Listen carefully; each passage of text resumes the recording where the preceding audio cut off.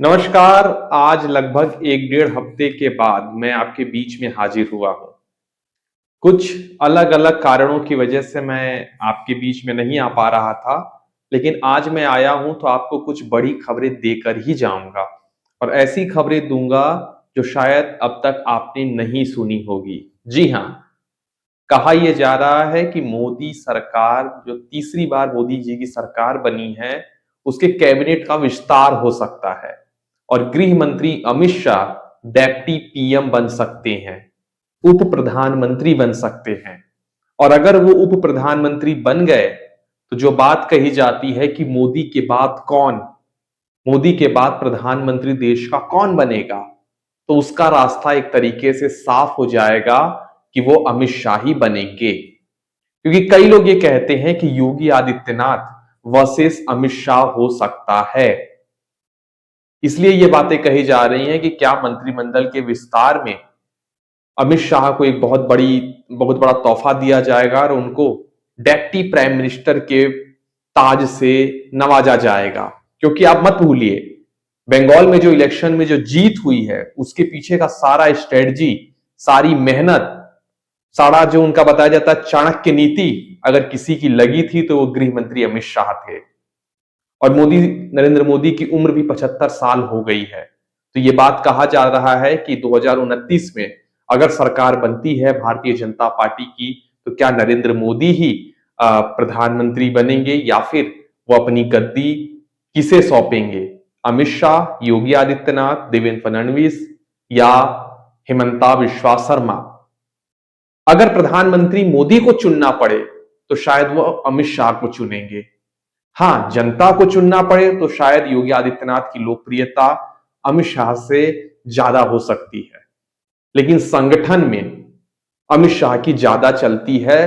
केंद्र सरकार पूरी की पूरी कहा जाता है कि अमित शाह ही चलाते हैं। कई राज्यों के मुख्यमंत्री भी अमित शाह के इशारे पर ही चलते हैं। ऐसी बातें कही जाती हैं और ऐसी बातें कही जा रही हैं कि जुलाई के पहले हफ्ते में प्रधानमंत्री नरेंद्र मोदी के कैबिनेट का विस्तार हो सकता है और उस कैबिनेट विस्तार में कई मंत्रियों का इस्तीफा लिया जा सकता है, कई मंत्रियों को हटाया जा सकता है और कई नए लोगों को मंत्री भी बनाया जा सकता है।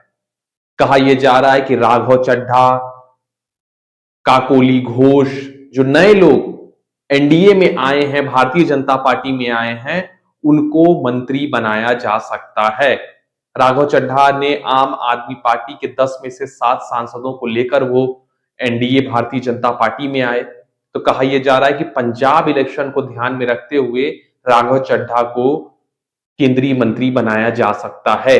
काकोली घोष, जिनके नेतृत्व में टीएमसी के 20 सांसद टीएमसी से टूटकर एनडीए में आए हैं, कहा जा रहा है कि उन 20 में से 2-3 लोगों को केंद्रीय मंत्री बनाया जा सकता है और उनसे यह कहा जाएगा कि आप समय समय पर एनडीए के का समर्थन करते रहिए। जो भी बिल कहा जा रहा है कि डिलिमिटेशन से जुड़ा कुछ बिल लाया जा सकता है, तो कई तरीके की बातें सोशल मीडिया में चल रही हैं। वहीं एक और बड़ा नाम, बिहार के मुख्यमंत्री नीतीश कुमार। क्या नीतीश कुमार को केंद्रीय मंत्री बनाया जाएगा? क्या वो बहुत बड़ा कोई मंत्रालय संभालेंगे? ये बातें कही जा रही हैं कि क्योंकि नीतीश कुमार मुख्यमंत्री से अब वो राज्यसभा में आ गए हैं, सांसद बन गए हैं, तो क्या उनको नरेंद्र मोदी अपनी कैबिनेट में शामिल करेंगे? ये देखना बेहद दिलचस्प होगा। और अगर शामिल करते हैं तो ये भी देखना बेहद दिलचस्प होगा कि उनको कौन सा मंत्रालय दिया जाता है। वहीं आज अभी अभी जब ये मैं वीडियो बना रहा हूं तो खबर आई है कि जंतर मंतर में सोनम वांगचुक प्रोटेस्ट पर बैठ गए हैं। उनकी ये मांग है कि धर्मेंद्र प्रधान को का इस्तीफा लिया जाए।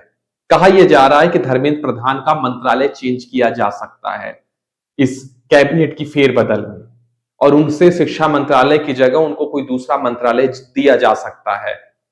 तो कई तरीके की बातें सोशल मीडिया में चल रही हैं, लेकिन सबसे अहम बात यह है कि गृह मंत्री अमित शाह के नाम को लेकर चल रहा है कि क्या गृह मंत्री अमित शाह देश के डेप्टी पीएम बनने वाले हैं, क्या वो देश के अगले उप प्रधानमंत्री बनने वाले हैं। इसको लेकर कई तरीके की बातें मार्केट में चल रही हैं। आप इस पूरे मसले पर क्या राय रखते हैं हमें कमेंट करके जरूर बताइएगा। बहुत बहुत शुक्रिया, धन्यवाद।